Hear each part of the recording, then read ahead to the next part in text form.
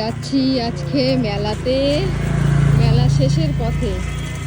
তো শেষের পথে কি কালকেই মেলা শেষ হয়ে গেছে, তো যাচ্ছি মেলাতে। দেখো আমাদের ধরো ধরো ফানভি যাচ্ছে, মামামের হাত ধরবি, চল মামামের হাত ধরে মেলায় যাচ্ছে। তো চলো, এই দেখো দোকান নেই, আচারের দোকান সামনে। ও এখানে ব্যাগের দোকান রয়েছে, এখানে একটা ফুচকার দোকানও রয়েছে।